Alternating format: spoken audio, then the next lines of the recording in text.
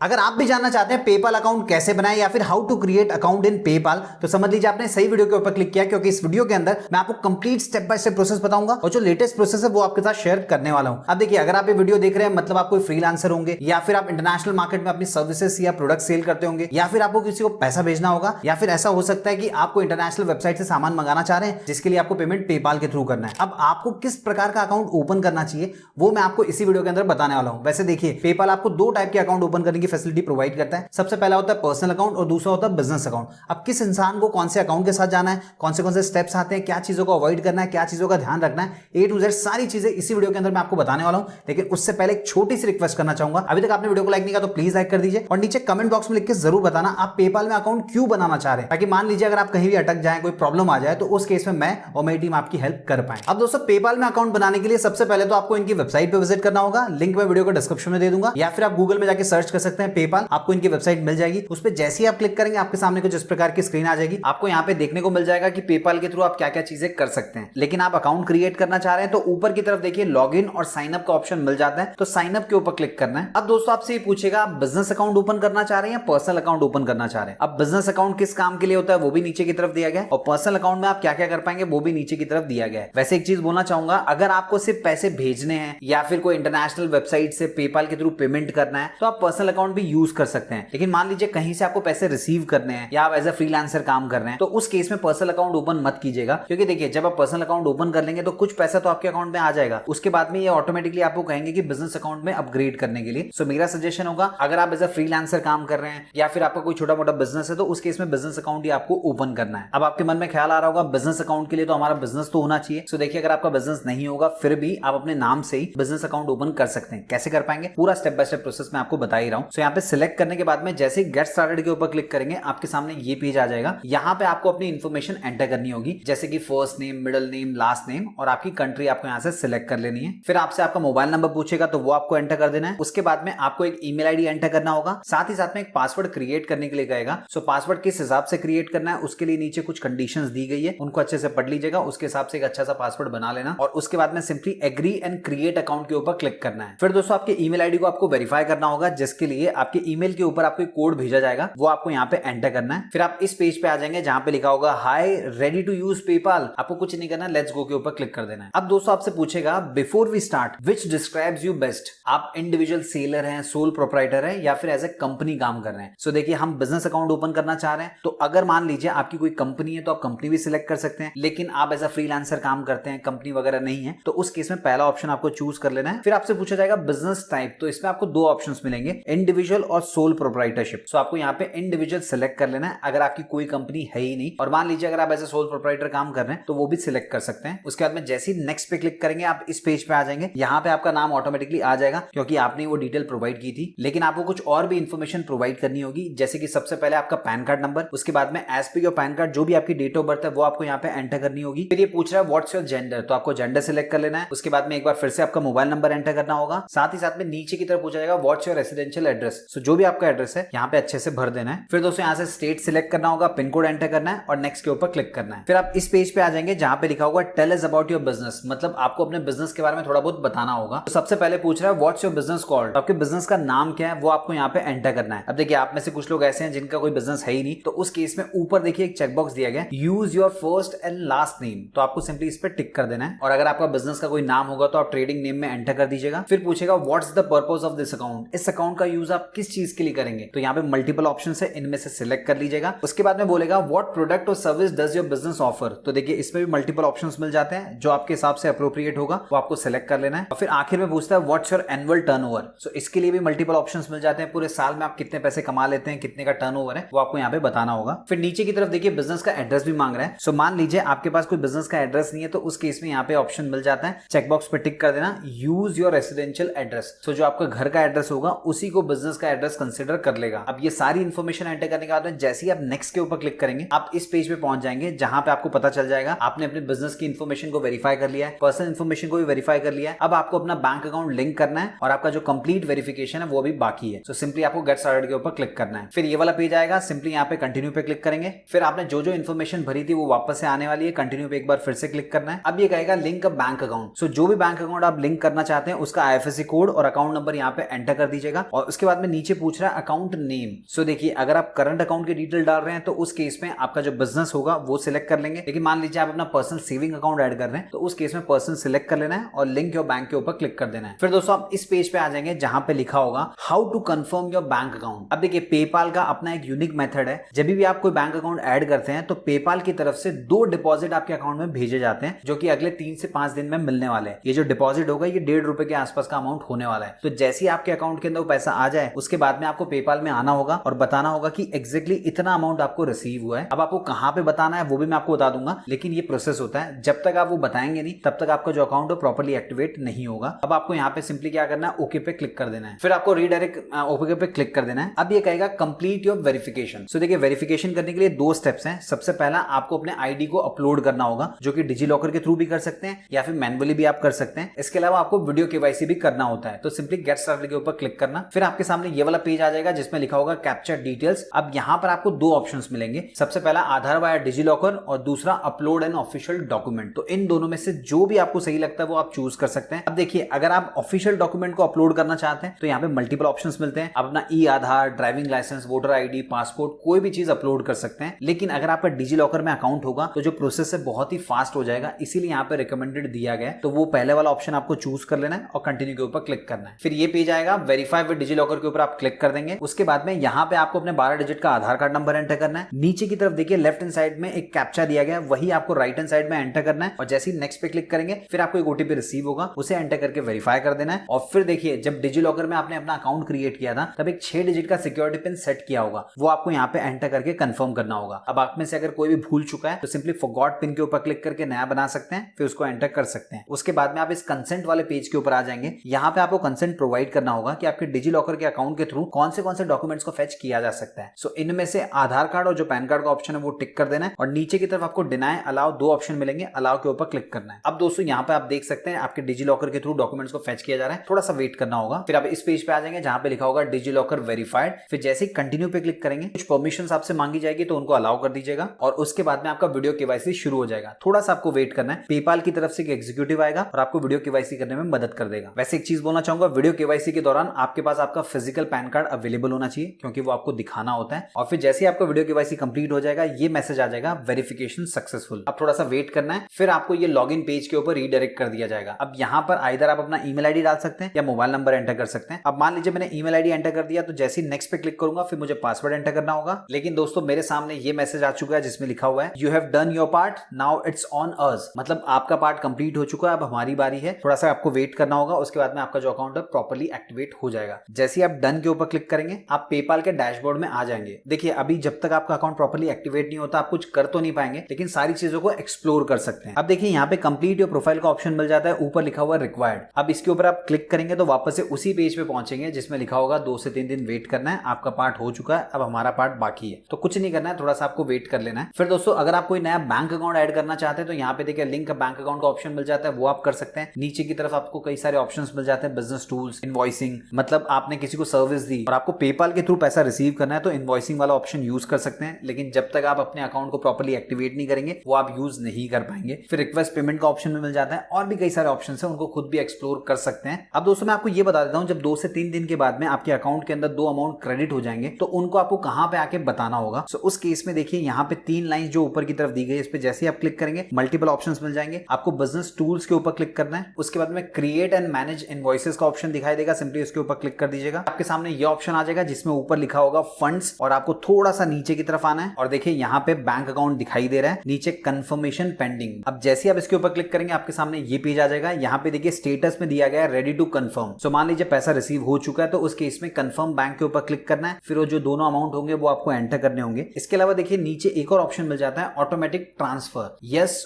और अपडेट। तो मान लीजिए किसी ने आपको पैसा भेजा, ऑटोमेटिकली इसी अकाउंट पे पैसा ट्रांसफर कर देना चाहिए, तो उस केस में यस कर देना। और देखिए अगर आप यस नहीं करेंगे तो फिर क्या होगा, वो पैसा पेपाल में ही पड़ा रहेगा, जब तक आप रिक्वेस्ट नहीं देंगे वो पैसा आपके बैंक अकाउंट में आएगा नहीं। सो दोस्तों ये कंप्लीट प्रोसेस था। अगर आपके मन में कोई डाउट है तो प्लीज कमेंट बॉक्स में लिखिए, पूछिए, उसका जवाब मैं आपको जरूर दूंगा। वीडियो पसंद आए तो वीडियो को लाइक कीजिए, दोस्तों के साथ शेयर कीजिए, चैनल को सब्सक्राइब कर लीजिए।